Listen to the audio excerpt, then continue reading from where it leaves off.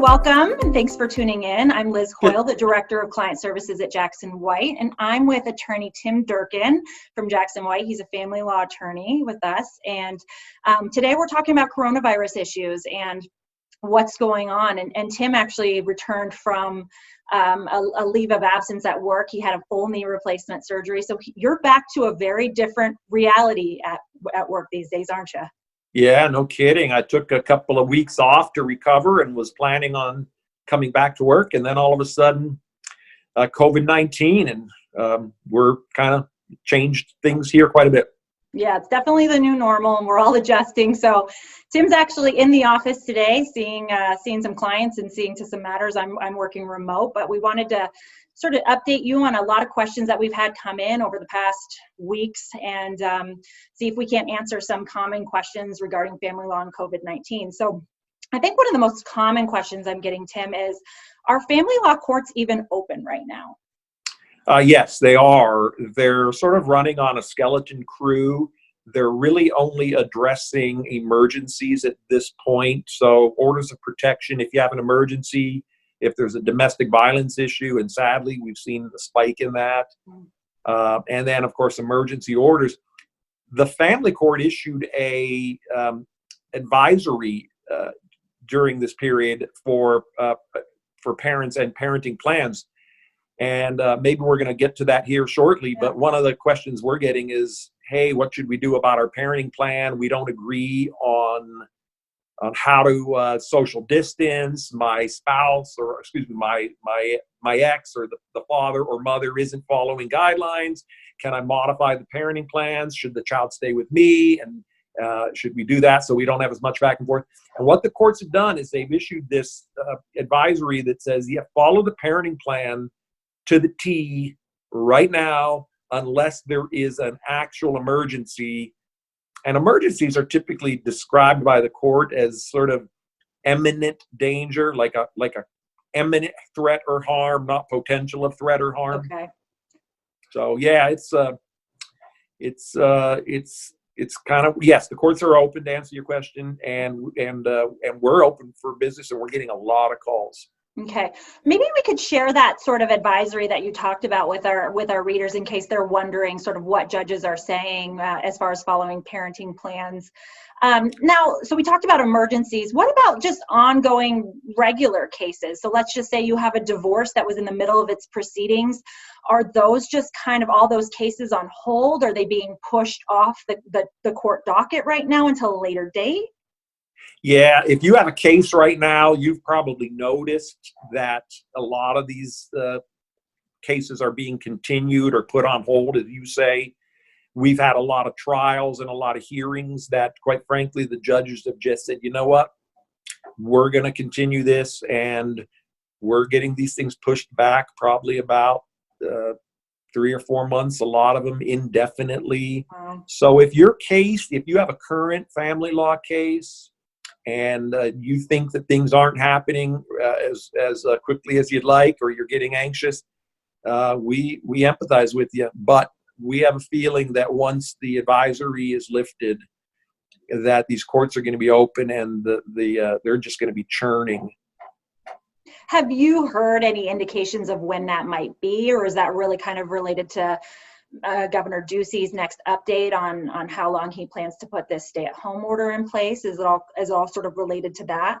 Yeah, we're hearing nothing from the courts in terms of what the anticipated return to normal is, but I suspect it will be following any executive orders that come out. Okay. So I'm going to get into a couple questions we've had. The first one comes from a Facebook user of ours, and it sort of tapped into something you brought up earlier, which is, what can I do if my ex is refusing to follow our order or parenting time plan right now due to COVID-19? Well, and I believe the opinion that I referred to, that we'll put up on our website, I guess, when you said let's share it. Yeah. It's also on the Supreme Court's website. Okay. But one of the issues I believe that is addressed in there is enforcement issues. So if you have a client or a parent who is not honoring the parenting plan, you can file a petition to enforce the parenting plan. They are hearing enforcement issues. So I failed to mention that. Emergencies and enforcements. Okay, good. Okay, so if that's going on, reach out to a qualified attorney, get some advice on how to take care of that. And it seems like that's something that the court will hear at this time. Indeed.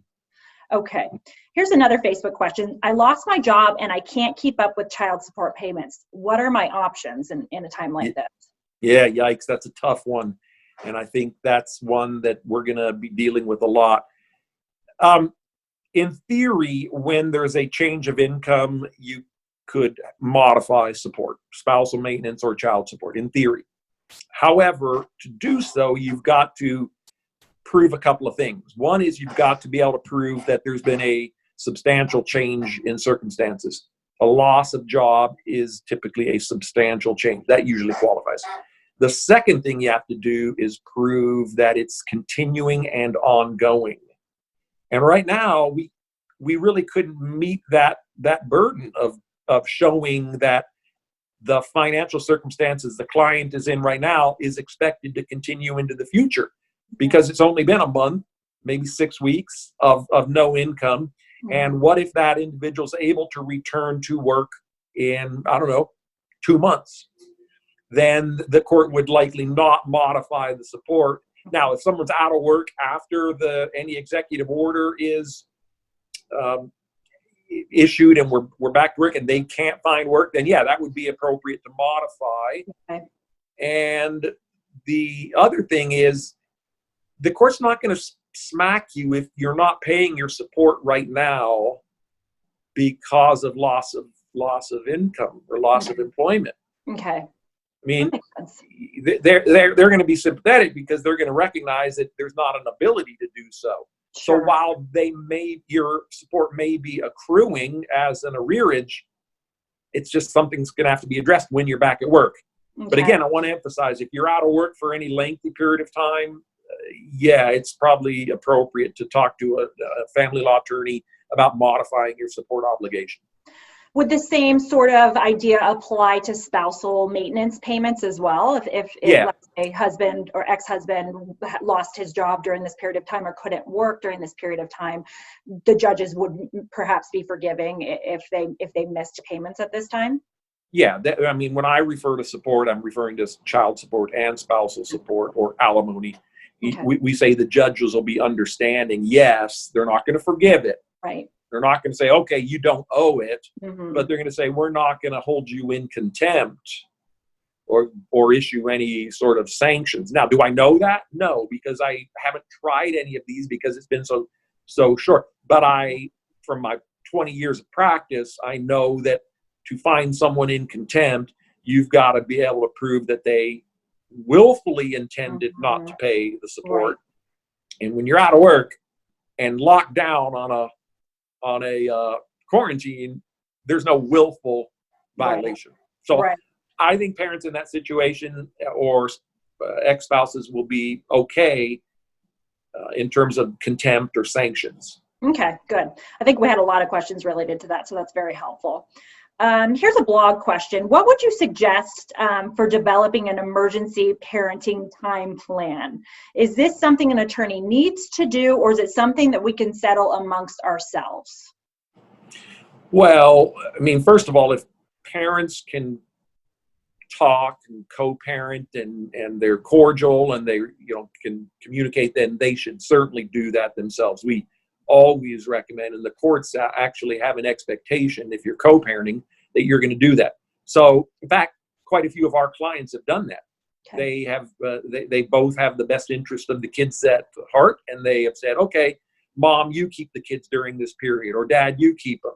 So certainly if you can do that. If you can't, in other words, there's high conflict or folks aren't behaving properly, sure, then you might need to get one of us involved or even a mediator to help.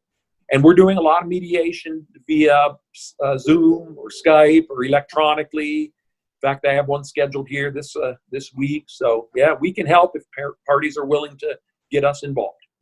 So let's say the two parties do agree.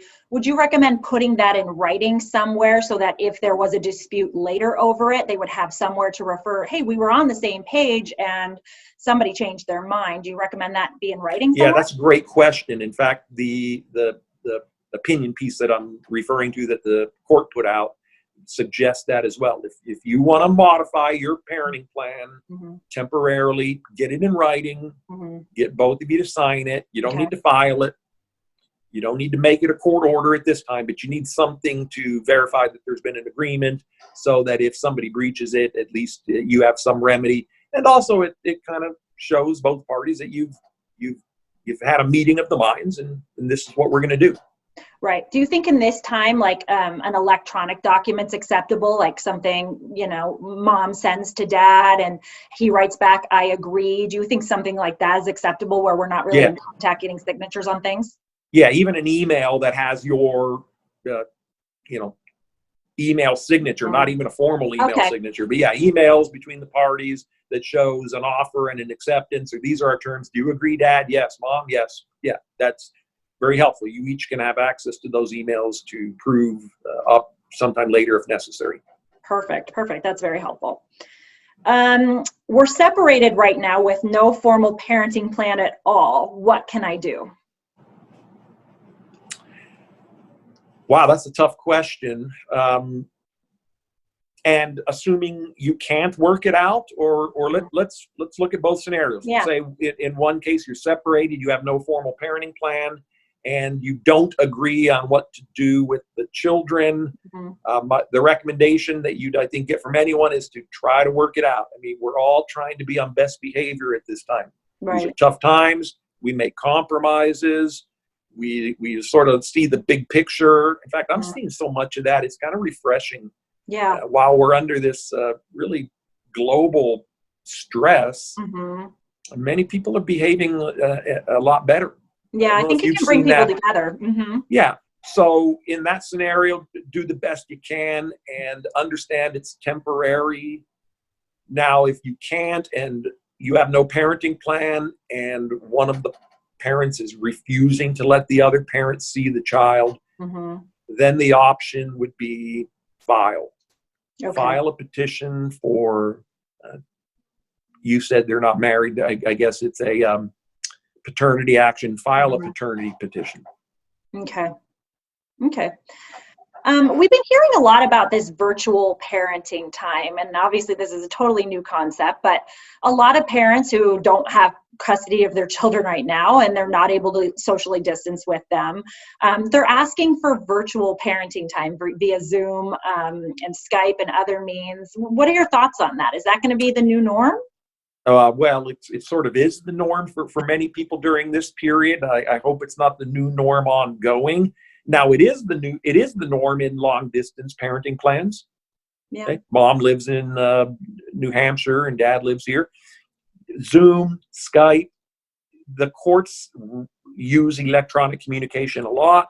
So yeah, we love it. I mean, the bottom line is if kids are separated from their parents, especially younger kids, they really need to talk to mom and dad. So make it work. If you're not making it work, the court could hold it against you.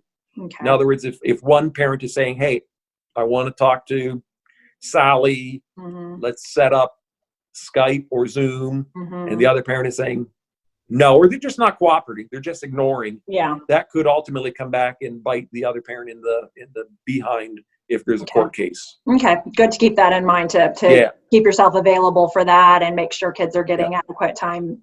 Facilitate it is what we tell our clients. Facilitate contact with the other parent. You never want to be in the position where you can be portrayed as a parent who is not helping the other parent see the children.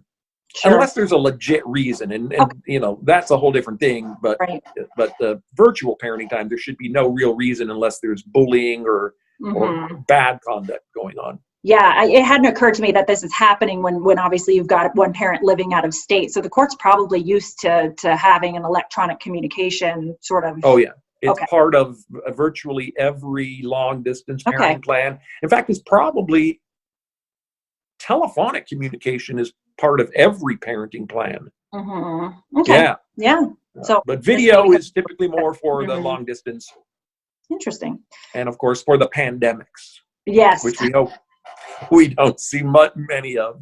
No, we I'm don't. sorry. Thank goodness. Be humorous in this serious time, but no, it's good. We've got to have some humor's levity good, here. right? Right. So this was an interesting email question I got that I thought about you immediately when I got it. Her question is, I'm hearing that coronavirus will come back in the fall, maybe worse than it is now. How do we prepare as a family with a contingency plan for issues that I'm sure are going to arise again? So for this particular lady, she was used to having her children in school full time. So their parenting arrangement was based on the kids being gone from 8 to 4 o'clock every day.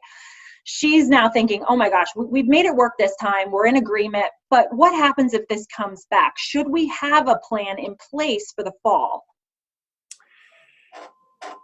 Yeah, the answer is yes. That's a great idea. I haven't thought of it in terms of a legal strategy in parenting plans, because this is the first pandemic I've been involved in, and probably for most of us, it's the only one that we've ever been involved in.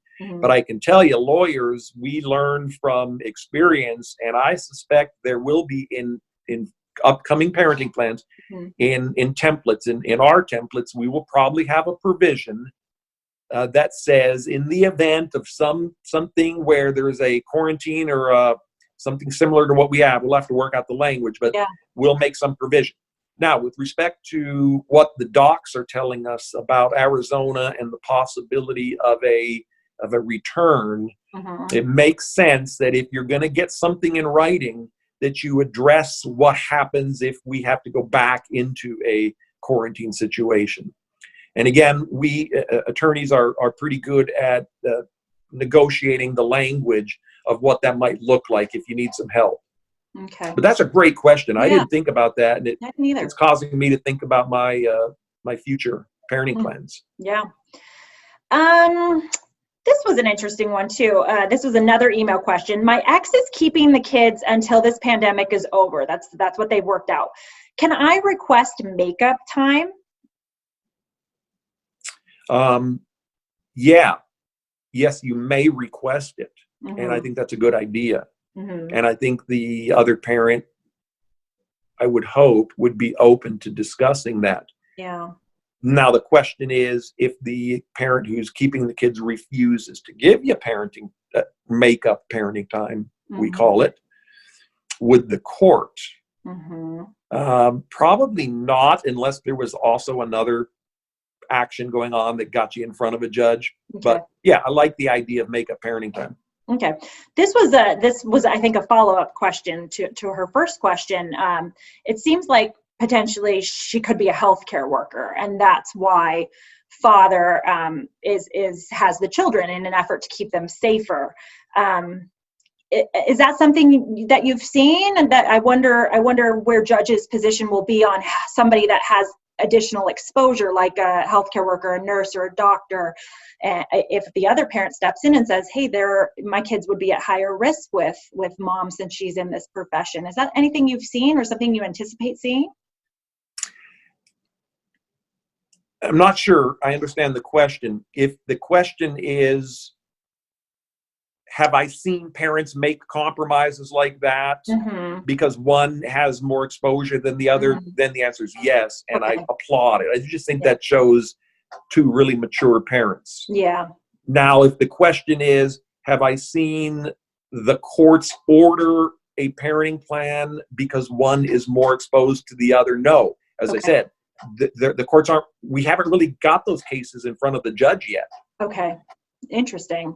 So I wonder if things continue, will we see those sort of cases, or you just hope that a lot of these parents are able to resolve the issues themselves? Well, yeah, I mean, being optimistic and hopeful is good, but we, the lawyers, family law lawyers, wouldn't have much work if everyone behaved appropriately. We don't see that often, do we? We don't see it often, but let's assume your scenario where you've got a healthcare worker and he or she has much higher exposure.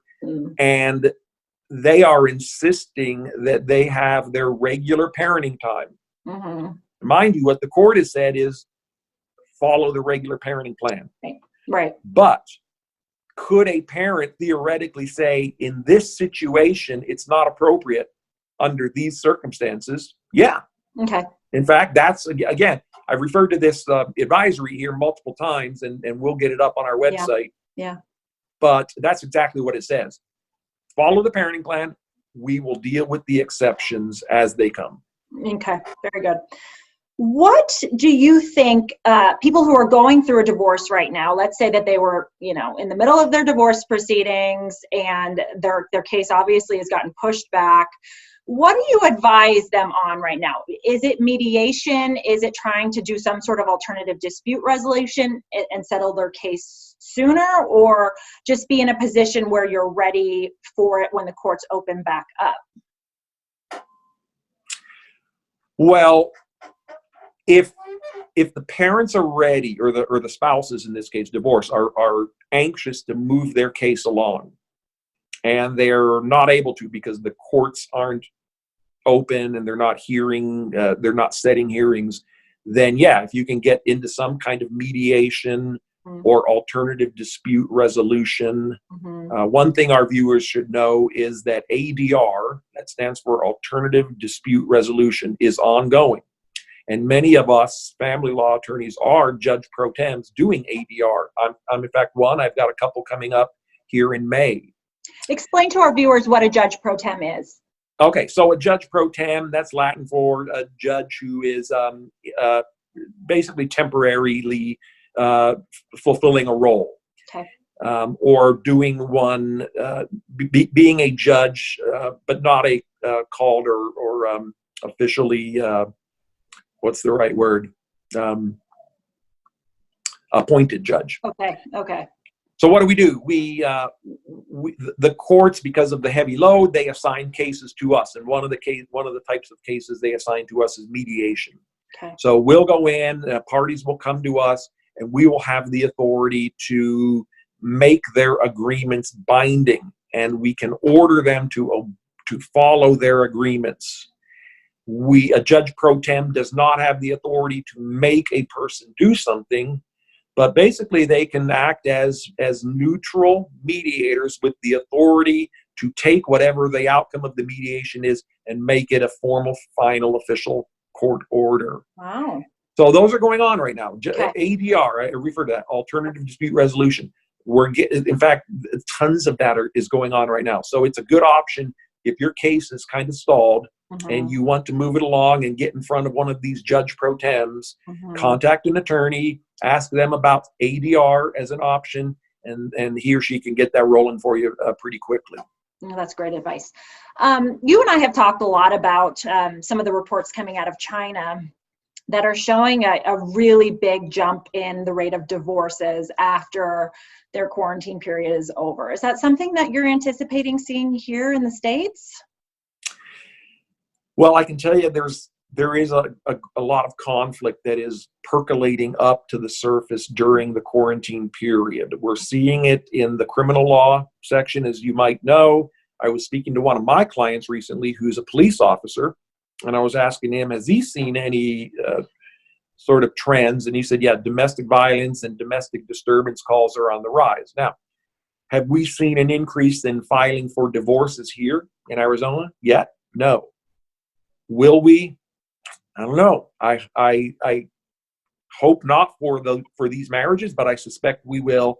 And as you said, overseas, we're seeing that because China has moved on. They're out of the quarantine period, and they've had a huge influx. I don't know about huge, but they've had a large increase in domestic filings. So we may see that. So if you have, here's what I think.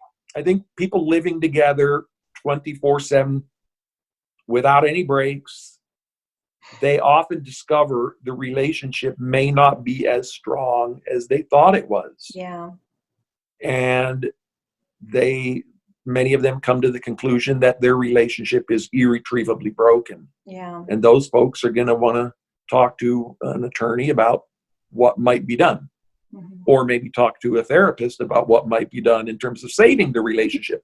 which I'm a Yeah. huge advocate of. I Yeah. mean, a lot of people think that family law attorneys just want to see, families fall apart and encourage divorces. Not at all. Not No. me, at least. I hope that these relationships can endure and the kids can have the same, relationship that they've been used to. But the reality is, in many cases, it's not appropriate. In fact, it may not even be healthy for some individuals. Yeah, that's So true. that's where you talk to an attorney, at least get a consultation. Yeah. And explore your options.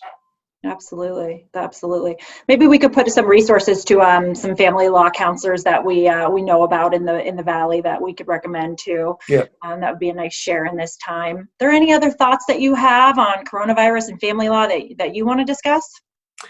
One thought that I've had, in fact, I've been passing this along to many of my clients, is don't take advantage of this period to do a gotcha to the other side. I'll give you an example. A client called and said, we've got a summer parenting plan, which is 50-50, and we've got a school parenting plan, which is one parent has primary, the other has.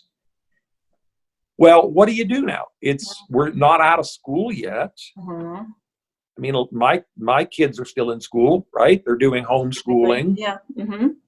And but one of the parents wants to use this tragedy, may not be the right word, but use this situation to their advantage and take advantage of the parenting plan. And so don't do that. Yeah. Right? To follow the parenting plan is the best advice I could give them, unless doing so would cause the children imminent harm. Okay. Or the threat of imminent harm. Okay. And in that case, don't hesitate to talk to a lawyer. Yeah. Most of us are open. We're doing consultations in person if necessary, but mostly like we're doing right now, just through Zoom or Skype or something. Good. So be safe, be well, Yeah. take care of your kids and each other. We're trying, right? Right. And don't lose your mind. Yeah, right. Try to stay sane. Yeah.